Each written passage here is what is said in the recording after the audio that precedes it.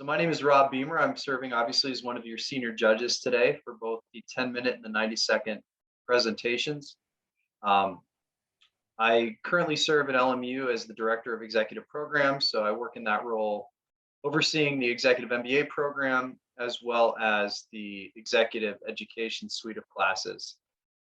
My background is in finance and also a little bit of theology mixed in there as well. It's good to be here. Thank you. My name is Tom Fain. I'll be chairing this section. I'm a retired securities lawyer and currently the curator of an automobile museum. So I'll now ask the team to introduce themselves. Hello, my name is Lauren Colasso. I'm a senior and a double major in biology and psychology.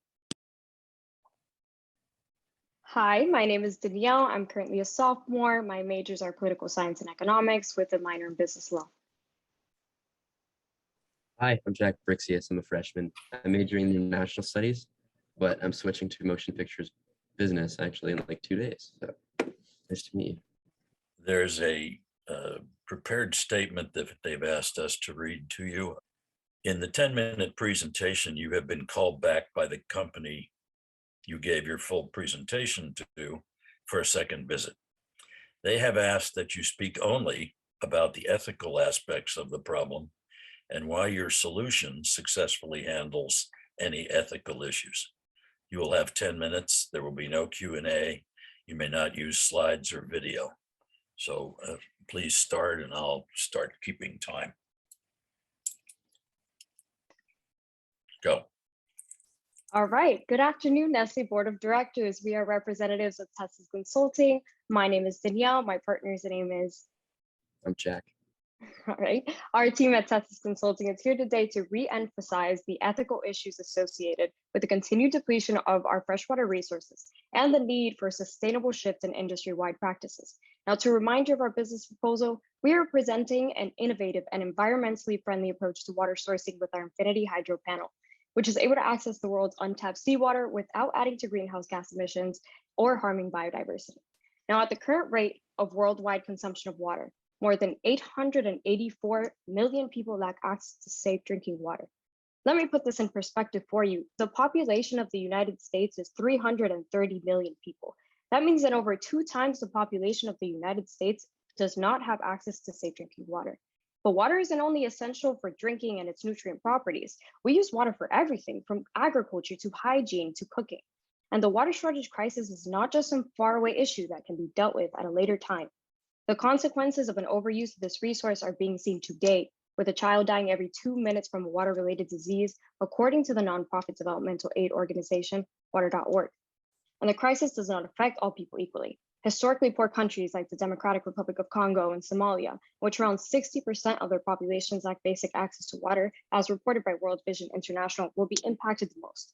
And water shortages in these countries lead to an avalanche of other effects, as families spend most of their day bringing water back from great distances simply to have at home. And especially for young girls, this is resulting in educational setbacks due to an inability to attend school.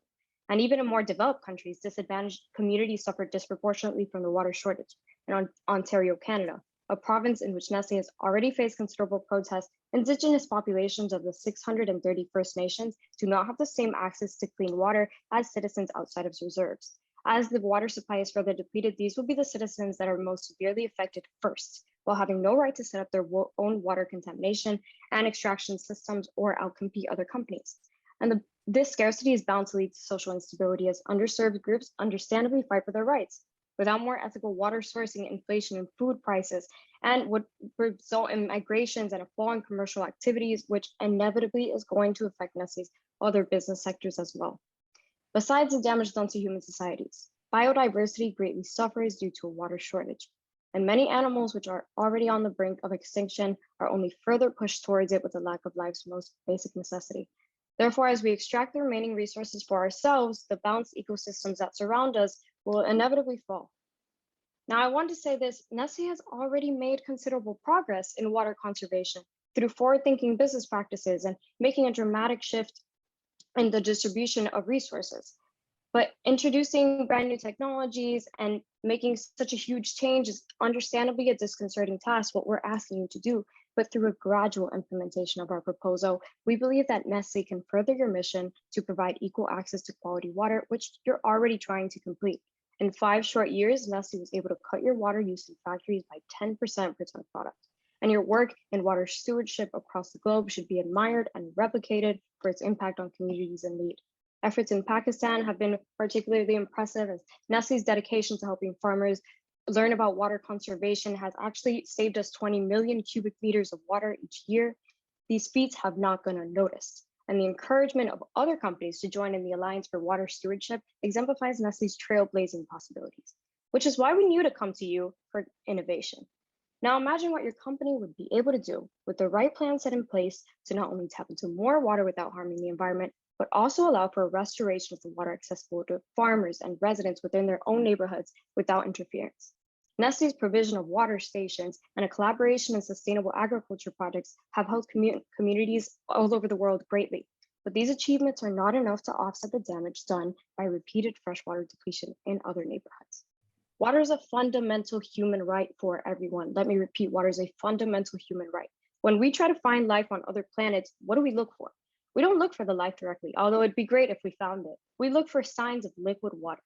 So what does that say about our own planet if we are losing the most basic building block of life? Our water extraction practices are self-destructive. While Nestle's mission to make tasty, first-rate water accessible to everyone in portable bottles is beneficial to anyone on the go, we can't afford the luxury of depleting our resources for convenience. A priority must first be placed in ensuring basic access for every person on the planet before focusing on the best packaging method. Nestle has once stated that a pause to your water extraction would not solve the drought. While this is certainly true in the short term, a move in the right direction can motivate change across the entire industry, which largely looks to Nestle as a leading giant. As the largest bottled water seller in the world, Nestle has a special responsibility to sustainably source your products that account for so much of global water consumption. I get it, to Nestle, bottled water is only a small percentage of your production, but to consumers, these missteps in water extraction that are harming their own communities damage the company's reputation as a whole, making them think twice before purchasing your products. In fact, studies by the Ipsos market research company show that 87% of consumers take into account a company's reputation when making purchases. We ask that you take this opportunity to forge a new path of business practices and encourage other companies to follow in your footsteps for a morally sound future of hydration. Now I'll hand it off to Jack to speak further on ethical dilemmas. Thank you, Danielle. So intuitively, you can understand the problems that result from water scarcity. We talked about water deprivation being a human rights issue as classified by the UN, and a sustainability issue, which is projected to erode ecosystems in future years. So we understand how any contribution to that water scarcity obligates the contributor to alleviate resulting suffering. So previously we cited ethical and moral obligations as the thing that should stimulate a switch to the hydro panel. But I want to focus our attention on the structure that allowed Nestle to succeed and why Nestle is arguably misusing a certain principle that was established for moral reasons. And this principle is the reasonable use doctrine. So this claims that nobody really owns groundwater and that everybody has the right to use it. And this was built to ensure safe, easy, and secure access to water. So this principle helped you expand operations. On a more concrete example, in Michigan, you've been selling bottled water under the brand Ice Mountain for 17 years, and Michigan charges less than $1,000 a year for this water that you can then extract. So tapping into the groundwater in Michigan for a very low price and selling that water is what's happening right now. And this is my argument. This practice it's an, albeit unintended, it's a misuse of the reasonable use doctrine. The unrestricted right to water in Michigan was meant for public utilities and farms and individuals. And on that water, there is no state tax, royalty, or license fee for this reason.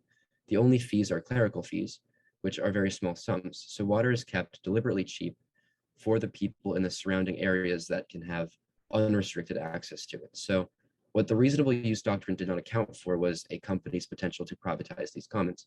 So water that is being extracted at the price intended for residents and sold to those people who would be getting their water from that natural resource is arguably not how this doctrine was meant to be, I guess, averted.